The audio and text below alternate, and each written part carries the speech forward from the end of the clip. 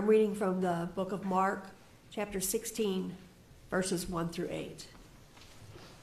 When the Sabbath was over, Mary Magdalene and Mary, the mother of James and Salome, brought spices so that they might go and anoint him. And very early on the first day of the week, when the sun had risen, they went to the tomb. They had been saying to one another, "Who will roll away the stone for us from the entrance to the tomb?" When they looked up, they saw that the stone, which was very large, had already been rolled back. As they entered the tomb, they saw a young man dressed in a white robe sitting on the right side, and they were alarmed. But he said to them, "Do not be alarmed. You are looking for Jesus of Nazareth, who was crucified. He has been raised. He is not here. Look, there is the place where they laid him.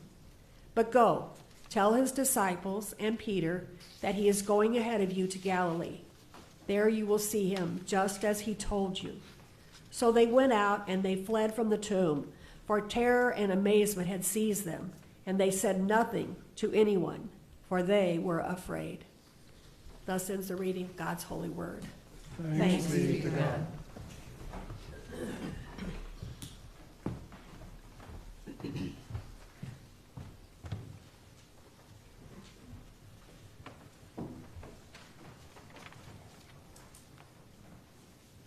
Does anyone know how hard it is to preach on Easter? You got the same subject matter every year, people that you see sometimes a couple times a year, and you're supposed to do something amazingly different with this story. Well, anyway, I was thinking about this text today and hoping that we might have a segue. First day of the week. I can't think of first day of the week. We have a lot of first days of the week, don't we? A lot of things that we get up, ready to do. I remember the first day of the week, it was a school day. I think it was 7th or 8th grade. I don't know, I think I repeated them both. The teacher gave us an assignment. Start the class with. I always hated that. You know, there's no, in fact, are there teachers in the room today? Would you please stop doing this? Stop giving an assignment the first day of class. You're just setting yourself up for failure. If you want your kids to like you and to respect you, you certainly don't give them a homework assignment on the first day of class. All right? I've been to college. I know what's supposed to happen. You're supposed to just get the syllabus that day.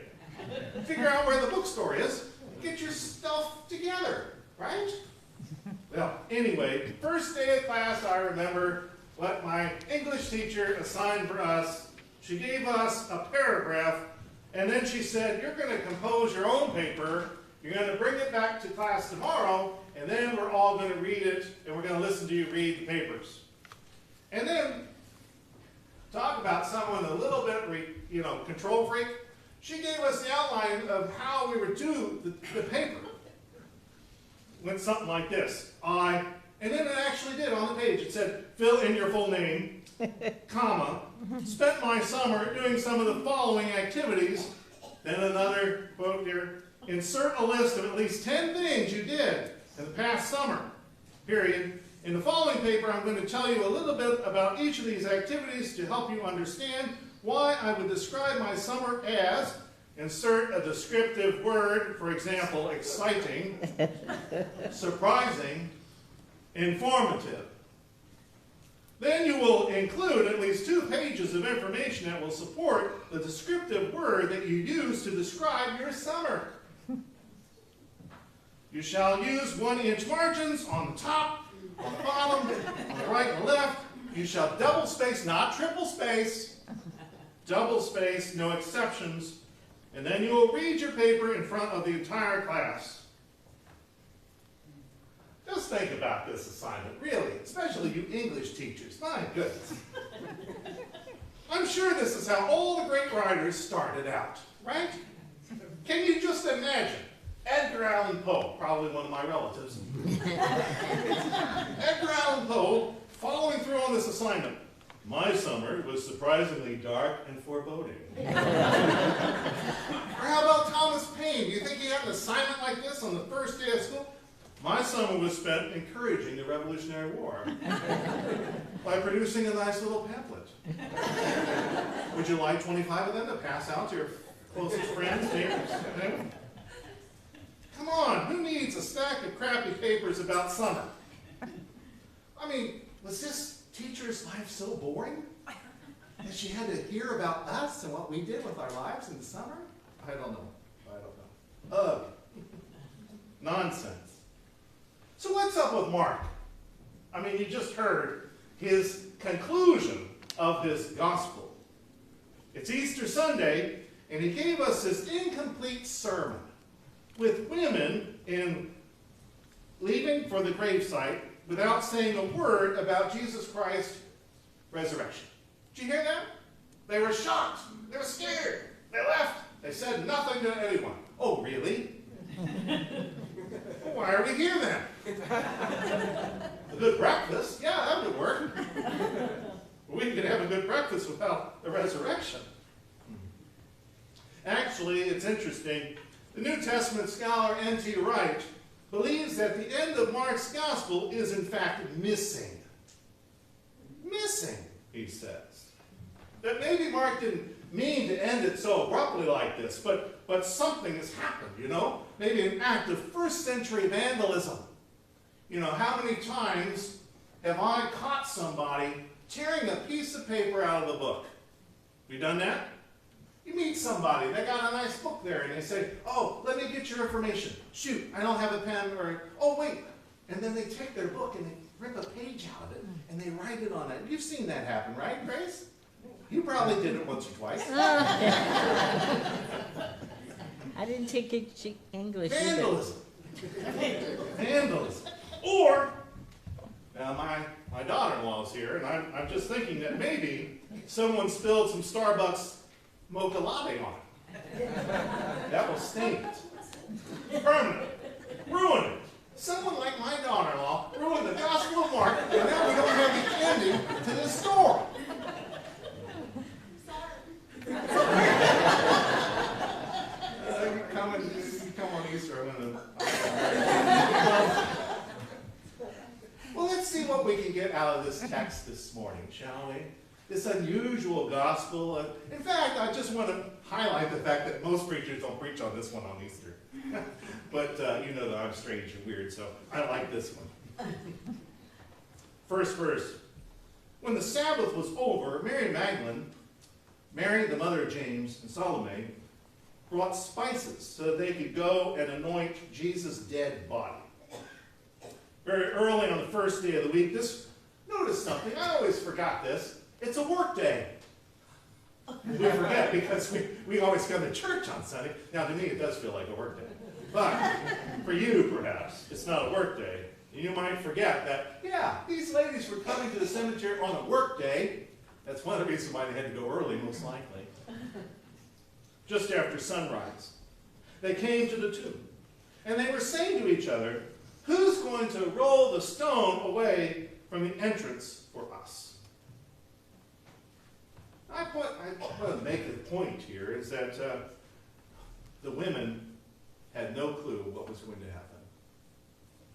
They did not come there expecting a resurrection.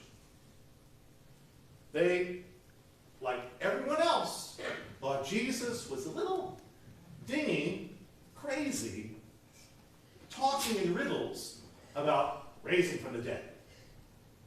And they should know better, right? Because, let's get this right, they were also disciples. They sat at Jesus' feet.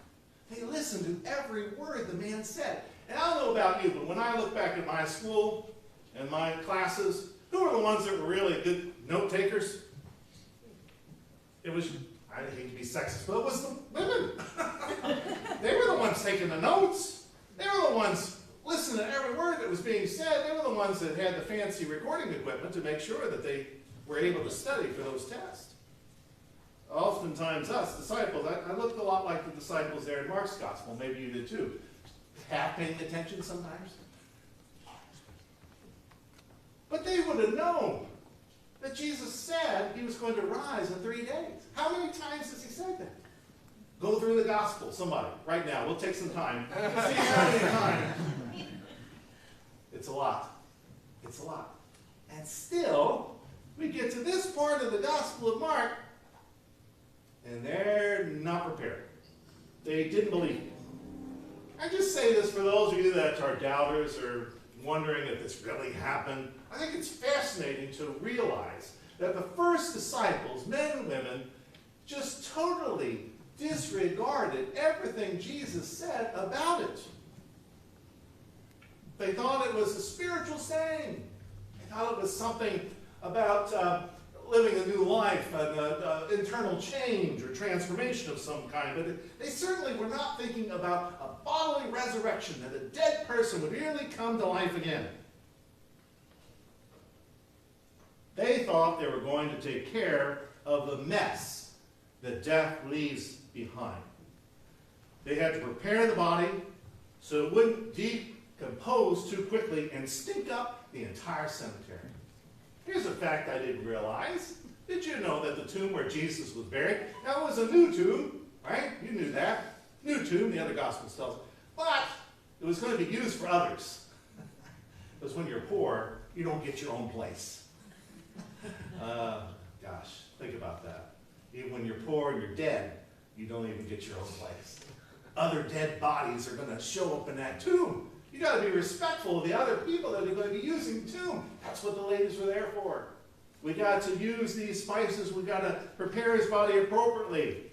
So that way, we're being respectful to all the other folks that are going to die today, and the next day, and the day after that are going to have a place for them to put their loved one in. Then eventually, of course, in the ancient world, I didn't even know this. They would wait, and then once the bones, it was just bones, they would rebury the bones. Interesting, isn't it?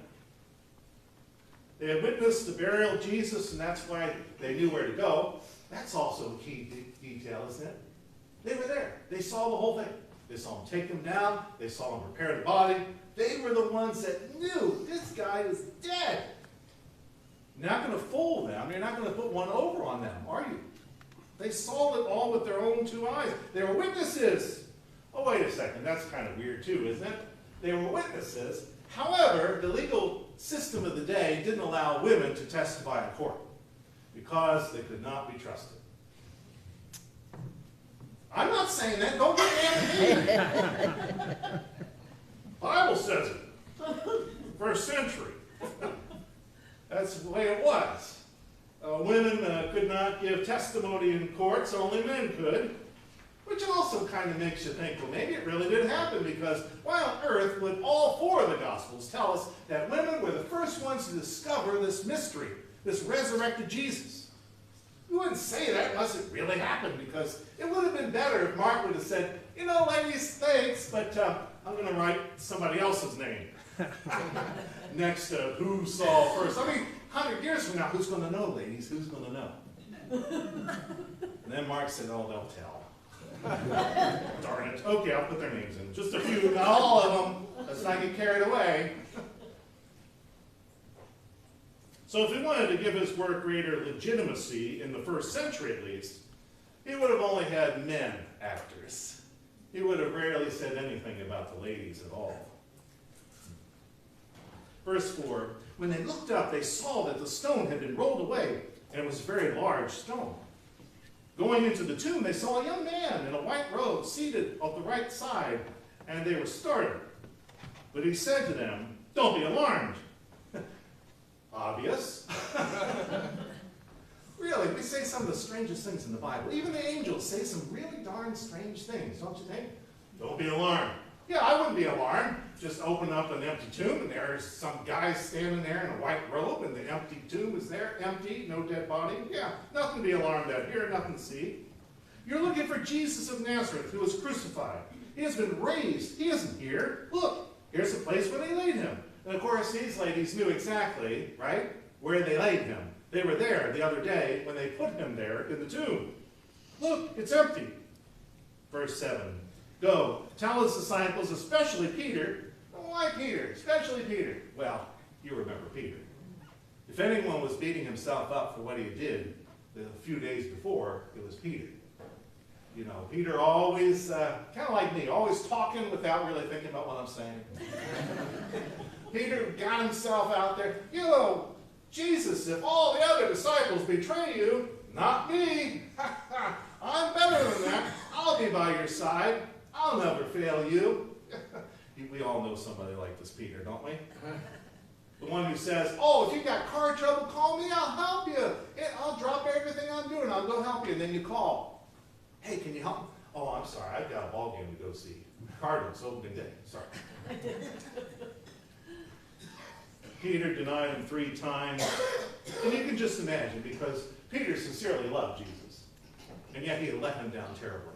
The only other person that had let him down as equally terrible was Judas. And we know what happened to Judas, right? Peter probably didn't want to show his face at all. What was going to happen? All of these verses are very similar to the other 3 Gospels. Keep this in mind, N.T. Wright says, thus suggesting that similar resurrection stories of Jesus should follow. But they don't. The conclusion of Mark's Gospel is this. Overcome with terror and dread, they fled from the tomb. They said nothing to anyone because they were afraid. And that's how it ends, really? Others who came many, many years later, they tell us, didn't like this ending either. And so they did something that must have been really cutting edge at the time, I think. They said, let's write in the Bible. What? Yeah, let's take our pens and let's write a different ending. Are you kidding me? No. All the other Gospels end like this. They have stories about Jesus appearing to the disciples to prove that he was resurrected from the grave. Mark doesn't have that. I think something happened here. We should add it on to it, don't you think? Now, I came from a family in which my father was a Baptist, my mother was E&R, and she didn't let us write in any of our Bibles. I mean, you couldn't write a note. You couldn't highlight. I mean, that was sacred. You couldn't do. You had to have like a special other Bible. You know what I'm saying? Like your secondhand Bible. The Bible that got replaced at confirmation, yeah, go get that one, and then you could write all you want into it and highlight it. But don't do that to your good Bible. Well, think about that. They were writing in their good Bibles. Yeah, this is kind of embarrassing that Mark doesn't have anything, so let's give him some help. And all the church agreed with him. Did you ever stop and think about that? It doesn't say that in your notes, you know, that you've got the alternative ending, right? And it tells you, you know, most ancient authorities believe that this was added hundreds of years later, so not really that trustworthy. But they did it anyway. The Bible was already finished, and someone came along and wrote in it. I just think that's terrible. I asked my mother if she would help me write those 2 pages of that, what I did for the summer, because I sure as heck didn't want to waste my good and valuable time doing it. And she looked right at me and she said, I think you'll be okay to handle that one on your own. Thanks a lot, Mom. Thanks. Could you just help me with a couple paragraphs, you know? You ever tried that one before? Just a couple of paragraphs, just to help me get started, you know?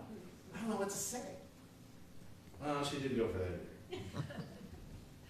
I don't know if Mark intended to not finish his assignment, or if N.T. Wright is correct, and that there was some form of ancient vandalism at work, or my daughter-in-law, transported across time, spilled her latte on it. I don't know. But if we've been given permission, maybe that's it. Maybe Mark has given us permission to say a few words, add a few paragraphs, say a couple of things. You know, there's been times which I thought that maybe we stopped the Bible a little too early, you know. What about some of those letters that Martin Luther wrote? What about Martin Luther King Jr. and the letters that he wrote in the Birmingham jail, or his speech, the I Had a Dream speech, or maybe we should put some other saints and prophets and some of the things that they've said that we really hold on to and treasure. Wouldn't there be like a supplemental version of the Bible? You know what I mean? There's always a sequel, right? I mean, every good movie has a sequel, or at least 3. Why can't we have some kind of a sequel to our own Bible and add some of those things? Okay, maybe I've gone too far. But maybe that's the point, though. Maybe Mark knew his congregation so well. Maybe they were like the blessed people of St. Martin. And he said that, I can end it right here, and then I'm going to turn the mic over to Shirley. I'm going to turn the mic over to Donna. I'm going to turn the mic over to Henry. They were eyewitnesses. They actually saw the resurrected Jesus walk this earth. They're going to share with their own eyes, their own lips, their own creativity, how they experienced Jesus Christ. Listen up. I like the blank line. Insert your name. Insert your activities. Insert why you thought this was the most important thing to share. Because then, that's when the gospel becomes alive, isn't it? It becomes alive not when it's in the book. It becomes alive when it's in our lives, part of who we are. Let me tell you a story about how the resurrection became alive to me. And then maybe that will help you to start telling your story. I was just a young student pastor, right? Which means I was not qualified to be in a congregation. But they sent me anyway because no one else would take me. Does that sound familiar? Anyway, I get a call late one night. Velma calls. Walter's really bad. You need to come. We'd like to have some prayers. We think that it might be the end. So I quickly grabbed my Bible. Well, actually, I didn't have it in the house. I had to run all the way down to the church, and then I got to get it, and I went all the way out. It was about a 40-minute trip. By the time I got there, I got in, and you know what? It was on that drive over there that I realized I've never done this before. I've never been called out when someone was dying. I wonder how this is going to go. So I got there, and luckily Walter was still talking. Yeah, he was still talking, He was saying, well, why don't you read these texts, Pastor? That would be appropriate. No, seriously, he's telling me how to do it, which was nice. I really appreciate it. So accommodating. Psalm 23 would work, Pastor. Oh, okay, yeah, that's a good one. About something from John's Gospel about the resurrection. Yeah, I can read something like that. Sure. So we did that, and then I said one of those prayers like, well, you've gotten accustomed to it. I just kind of ramble on. Anyway, so I had one of those prayers with him. And then, in the course of that, he lifts up his hands, and he stands up from his chair as me and Thelma and the whole family gathered now around him. He says, I'm ready! He did. He said, I'm ready! I said, I wonder what he's ready for. I mean, it's not opening day for the Cardinals yet. What's he doing? And the man sat down in that chair, and he died. He died within a few. I'm not making it up. You can't make this stuff up. Surrounded by his family, all of us had shared scriptures and prayed with them. He had spent his whole life in the church. He really was ready. And he died there in that fashion. And to this day, everyone that family talks about as being the best death that anyone they know has ever had. And they thought, this had been from God. This had to be something from God to watch and experience somebody lifting up and letting go like that. It became a model, I do believe, for all of them. It certainly has for me, and how we should approach our lives as well as our deaths. How even death can be a glorious experience because we know what's on the other side. Walter knew what was on the other side. Walter knew that new life awaited. He knew that this old body that was so worn out and beat up, he was like 91 years old. He was ready to have it replaced with something new. And he gave up his spirit, and God took him, just like that.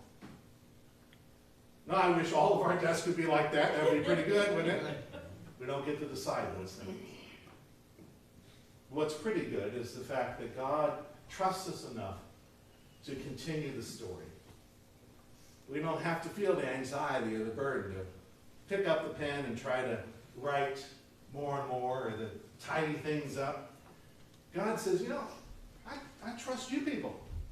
You know what the rest of the story is of the gospel. You know how Jesus rose from the dead. You know what new life means. Just go tell people how you have experienced it. You don't have to make stories up. You don't have to be as creative as Edgar Allan Poe. You don't have to do any of that. Just share your own words, your own actions. And it will convey a truth that will shock you. And it will inspire you. to be a Christian and to follow in Christ's way, even if your way entails suffering and pain, if you fight for those whose rights have been taken away, who have been dealt with unjustly, who are poor. So write your own 2 pages, double space, 1-inch margins, and go tell others about how Jesus has been resurrected in your life. Amen.